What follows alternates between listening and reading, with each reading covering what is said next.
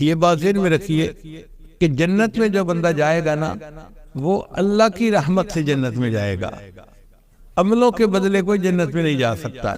اگرچہ اللہ نے اپنی رحمت سے کہہ دیا ہے جزاء بما کانوا یعملون، کہ یہ بدلہ ہے جو عمل کرتے تھے، یہ اللہ کی رحمت ہے، ورنہ ہمارے عمل اس قابل نہیں کہ ہم عملوں کی وجہ سے جنت میں جائیں۔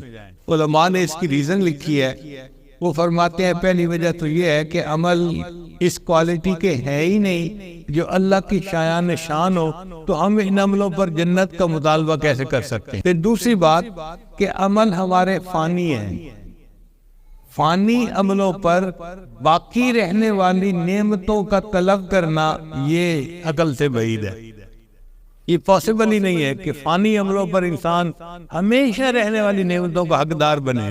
اور بعض علماء نے یہ ریزن بتائی کہ ہم نوکر کو لے کے آتے ہیں نا تو مہینے کی تنخواہ دیتے ہیں، لیکن جو غلام ہوتا ہے اس کی تنخواہ نہیں ہوتی، اس کو تو خریدا اس لیے جاتا ہے، اس نے تو خدمت کرنی ہوتی ہے، کام کرنا ہوتا ہے۔ غلام اپنی خدمت کے بدلے اجرت کا مطالبہ نہیں کر سکتا۔ بھئی غلام کا جو مرتبہ اپنے آقا کے سامنے ہے نا، ہمارا اللہ کے سامنے مرتبہ اس سے بھی نیچے، ہم اللہ کے بندے ہیں، اللہ نے پیدا ہی کیا عبادت کے لیے، تو ہم اس پر اجر کا مطالبہ کیسے کر سکتے ہیں؟ حق ہی نہیں رکھتے۔ اس لیے کوئی کتنی عبادت کیوں نہ کرتے وہ جنت کا مطالبہ نہیں کر سکتا اللہ سے۔ بخاری شریف کی روایت ہے، بنی اسرائیل میں ایک آدمی تھا جو اللہ کا عاشق تھا۔ اس نے دیکھا سمندر میں ایک جگہ ایک پہاڑی کی چوٹی نکلی ہوئی ہے، یہ پہاڑ تھا سمندر کے اندر اور اس کی چوٹی نکلی ہوئی تھی۔ اس نے اس چوٹی کے اوپر ایک کمرہ بنایا اور اس کا خیال یہ تھا کہ کوئی مجھے ڈسٹرب نہ کرے، میں یکسوئی سے اللہ کی عبادت کروں۔ اور اس کمرے میں اس نے 400 سال تک اللہ کی عبادت کی۔ اب آپ اندازہ لگائیے، ہماری تو عمر ہی ابھی 50-60 کے قریب ہے، یہ 40 ہے۔ اس نے 400 سال اللہ کی عبادت یکسوئی کے ساتھ کی۔ کیسا خوش نصیب انسان تھا۔ پھر اس نے دعا مانگی کہ یا اللہ اگر یہ ممکن ہے کہ مجھے نماز کے سجدے میں موت آئے تو مجھے نماز کے سجدے میں موت دے دینا۔ بخاری شریف میں ہے کہ اللہ نے اس کی دعا کو قبول کر لیا اور نماز میں سجدے کی حالت میں اسے موت آئی۔ 400 سال عبادت کی اور سجدے کی حالت میں اس کو موت آئی۔ اب اس کی روح جب اللہ کے سامنے پیش ہوئی، اللہ نے فرشتوں سے فرمایا اس بندے کو میری رحمت سے جنت دے جاؤ۔ اس نے کہا رب بعملی، اے اللہ نہیں، میرے عملوں کی وجہ سے، میں نے 400 سال آپ کی عبادت کی ہے اور سجدے میں مجھے موت آئی ہے، تو میرے عملوں کی وجہ سے جنت ملے۔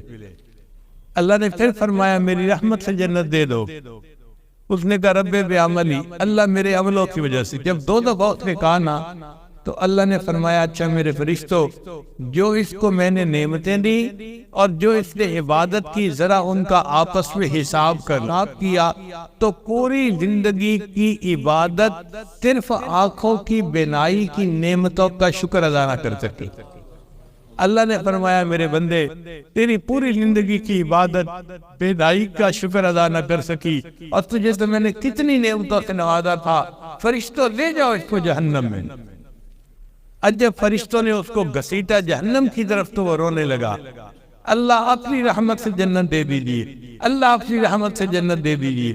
اللہ کی رحمت جوش میں آئی، اللہ نے فرمایا ہاں اب تجھے بات سمجھ میں آئی، میں تجھے اپنی رحمت سے جنت عطا فرماتا۔ نبی علیہ السلام نے ارشاد فرمایا کہ اللہ تعالیٰ نے جنت کو پیدا کیا تو فرمایا انت رحمتی، اے جنت تو میری رحمت ہے، ارحم بک من اشاء، میں جس پر چاہوں گا تیرے ذریعے سے اپنی رحمت کر دوں گا۔